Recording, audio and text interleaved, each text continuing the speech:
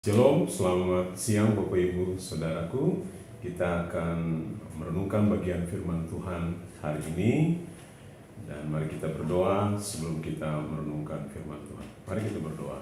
Bapa di sorga, terima kasih untuk hari ini, untuk kemurahan Tuhan atas hidup kami. Tuhan yang memelihara dan memungkinkan kami untuk ada sampai dengan saat ini. Terima kasih kami boleh diberikan kesempatan untuk membaca, merenungkan sebagian dari firman-Mu. Tuhan menolong dan memberkati kami dalam perenungan ini. Terima kasih, di dalam nama Tuhan Yesus kami siap merenungkan firman. Amin. Baik Bapak Ibu Saudaraku, perenungan firman Tuhan hari ini terambil dari Mazmur pasalnya yang ke-146, ayatnya yang pertama sampai dengan ayatnya yang ke-10. Mazmur 146 ayat yang pertama sampai dengan ayat yang ke-10. Saya akan membaca bagian firman Tuhan ini. Bapak Ibu Saudara mengikutinya pada Alkitab masing-masing. Demikian firman Tuhan. Hanya Allah satu-satunya penolong. Haleluya.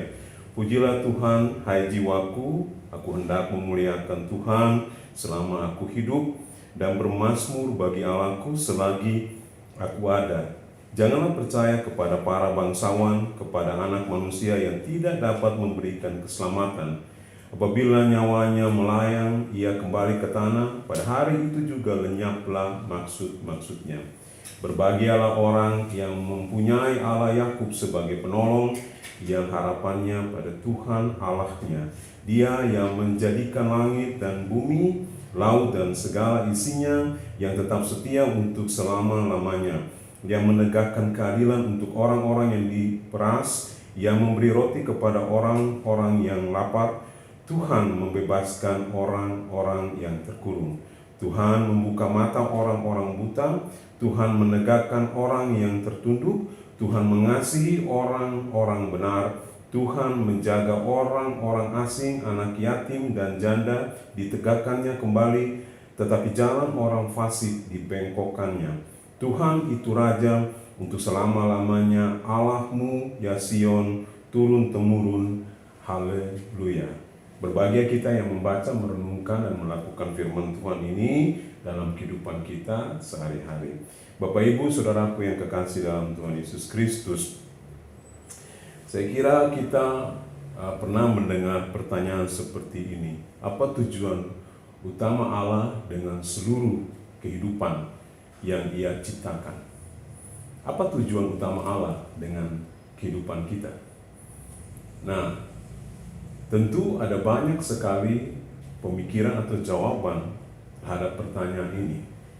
Tapi saya kemudian menemukan sebuah pernyataan yang menarik dari seorang hamba Tuhan bernama John Piper. Beliau mengatakan seperti ini, bahwa tujuan utama Allah adalah untuk memuliakan Allah dan menikmati kemuliaannya selama-lamanya.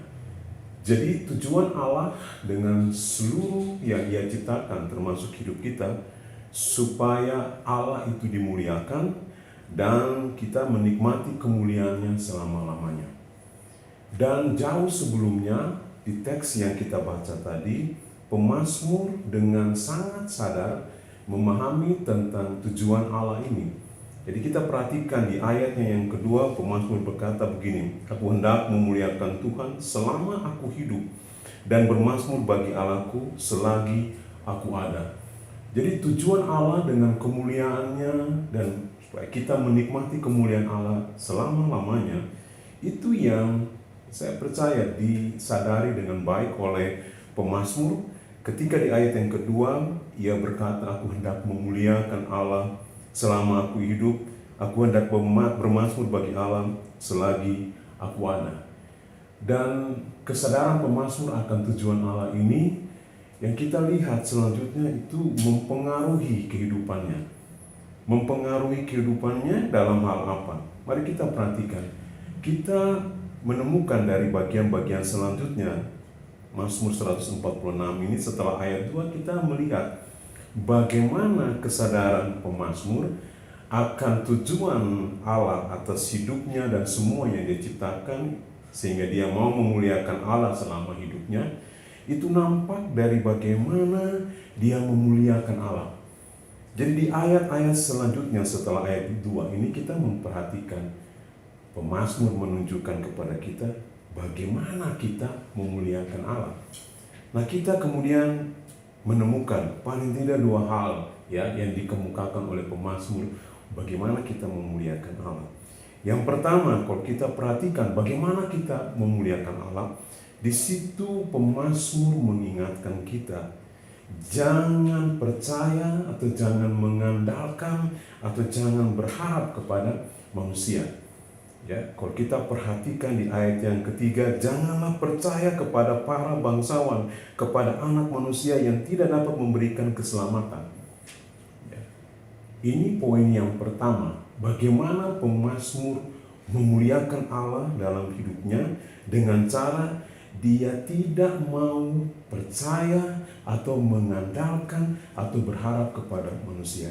Kenapa demikian? Karena di ayat 4 kita tahu pemazmur berkata begini, apabila nyawanya melayang, yaitu manusia, ia kembali ke tanah, pada hari itu juga lenyaplah maksudnya.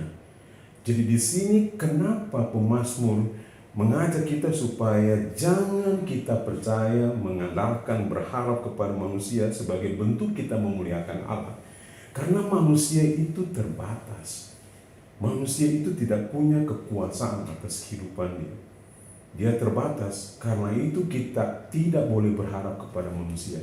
Dan apa yang disampaikan pemazmur ini sejalan dengan apa yang disampaikan oleh misalnya Yesaya dalam Yesaya pasal yang kedua ayat yang kedua. Di sana Yesaya berkata begini, jangan berharap kepada manusia sebab ia tidak lebih daripada hembusan nafas, dan sebagai apakah ia dapat dianggap. Jadi kita tidak boleh berharap kepada manusia atau kita tidak boleh mempercayakan hidup kita kepada manusia. Dan ini adalah bentuk bagaimana kita memuliakan Allah. Kalau kita mengandalkan manusia, maka itu sesuatu yang mengerikan dan sesuatu yang kemudian membawa kita kepada kebinasaan. Karena kita tahu, misalnya dalam Yeremia pasal 17 ayat yang kelima, Yeremia berkata, terkutuklah orang yang mengandalkan manusia, yang mengandalkan kekuatannya sendiri. Jadi mari kita belajar dari pemazmur yang pertama, kita memuliakan Allah dengan jangan mengandalkan manusia, jangan percaya kepada manusia, jangan berharap kepada manusia, termasuk diri kita sendiri.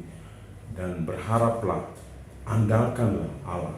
Yang kedua, bagaimana pemazmur menunjukkan supaya kita memuliakan Allah. Yang kedua, ditunjukkan kepada kita bahwa kita harus percaya, mengandalkan, dan berharap kepada Allah.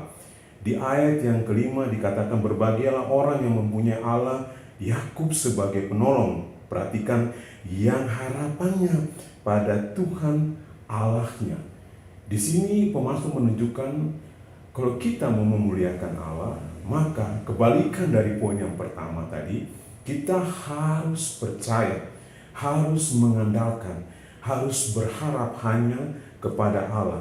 Dan menarik di sini ya, kalau kita perhatikan bagaimana pemazmur kemudian mengungkapkan kita memuliakan Allah dengan percaya, mengandalkan, berharap kepada Allah itu dalam kesadaran yang kalau kita perhatikan di ayat yang kelima sampai ayat yang ke-10, dalam kesadaran begini, pemazmur itu percaya, mengandalkan, berharap kepada Allah dalam kesadaran kepada Allah dengan segala kualitasnya.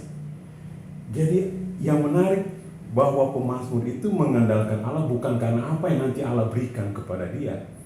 Pemazmur berharap kepada Allah bukan karena apa yang nanti Allah akan berikan kepada dia. Ya, tapi pemazmur mengandalkan, berharap, percaya kepada Allah karena dia sadar tentang Allah dan kualitas Allah itu. Misalnya kita lihat Allah yang digambarkan dalam kesadaran pemazmur itu di ayat yang ke-6. Allah yang mengcreate, menciptakan langit dan bumi. Yang kemudian kita lihat di ayat yang ke-7, dia Allah yang adil, dia Allah yang membebaskan orang yang terkurung. Lalu ayat yang ke-8, dia Allah itu adalah Allah yang mengasihi. Ayat yang ke-9, dia adalah Allah yang menjaga, bahkan dia Allah yang menegakkan orang-orang yang lemah. Dan ayat yang ke-10, dia Tuhan, dia Allah sebagai Raja. Jadi pemazmur dia percaya, dia mengandalkan, dia berharap kepada Allah itu dalam kesadaran Allah dengan segala kualitasnya. Nah, mari kita belajar mengandalkan Allah seperti pemazmur.